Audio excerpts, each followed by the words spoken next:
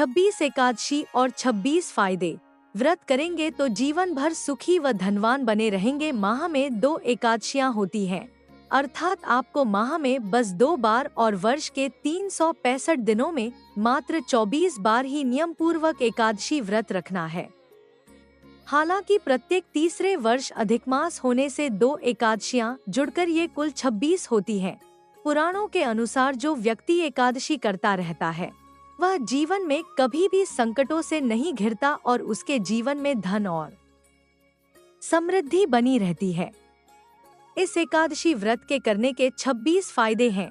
व्यक्ति निरोगी रहता है, राक्षस, भूत पिशाच आदि योनि से छुटकारा मिलता है, पापों का नाश होता है, संकटों से मुक्ति मिलती है, सर्वकार्य सिद्ध होते हैं, सौभाग्य प्राप्त होता है, मोक्ष मिलता है, विवाह बाधा समाप्त होती है, धन और समृद्धि आती है, शांति मिलती है, मोहमाया और बंधनों से मुक्ति मिलती है, हर प्रकार के मनोरथ पूर्ण होते हैं, खुशियाँ मिलती हैं, सिद्धि प्राप्त होती है, उपद्रव शांत होते हैं, दरिद्रता दूर होती है, खोया हुआ सब कुछ फिर से प्राप्त हो जाता है, पितरों को अधोगति से मुक्ति मिलती है, भाग्य जागृत होता है, ऐश्वर्य की प्राप्ति होती है, पुत्र प्राप्ति होती है, शत्रुओं का नाश होता है, सभी रोगों का नाश होता है, कीर्ति और प्रसिद्धि प्राप्त होती है, वाजपेय और अश्वमेध यज्ञ का फल मिलता है और हर कार्य में सफलता मिलती है। आओ अब जानते हैं कि किस माह में आती है कौन सी एकादशी। चैत्र माह में कामदा और पापमोचनी एकादशी आती है। कामदा से राक्षस आदि की योनि से छुटकारा मिलता है और यह सर्व कार्य सिद्धि करती है, तो पापमोचनी एकादशी व्रत से पाप का नाश होता है और संकटों से मुक्ति मिलती है। वैशाख में वरुथिनी और मोहिनी एकादशी आती है। वरुथिनी सौभाग्य देने, सब पापों को नष्ट करने तथा मोक्ष देने वाली है, तो मोहिनी एकादशी विवाह, सुख समृद्धि और शांति प्रदान करती है, साथ ही मोहमाया के बंधनों से मुक्त करती है। ज्येष्ठ माह में अपरा और निर्जला एकादशी आती है। अपरा एकादशी व्रत से मनुष्य को अपार खुशियों की प्राप्ति होती है तथा समस्त पापों से मुक्ति मिलती है, और निर्जला का अर्थ निराहार और निर्जल रहकर व्रत करना है। इसके करने से हर प्रकार की मनोरथ सिद्धि होती है। आषाढ़ माह में योगिनी और देवशयनी एकादशी आती है। योगिनी एकादशी से समस्त पाप दूर हो जाते हैं और व्यक्ति पारिवारिक सुख पाता है। देवशयनी एकादशी का व्रत करने से सिद्धि प्राप्त होती है। यह व्रत सभी उपद्रवों को शांत कर सुखी बनाता है। श्रावण माह में कामिका और पुत्रदा एकादशी आती है।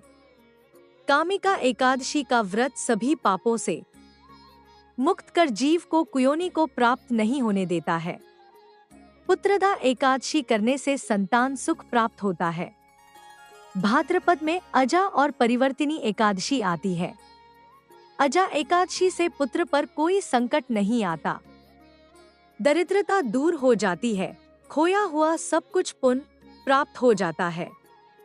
परिवर्तिनी एकादशी के व्रत से सभी दुख दूर होकर मुक्ति मिलती है। आश्विन माह में इंदिरा एवं पापांकुशा एकादशी आती है।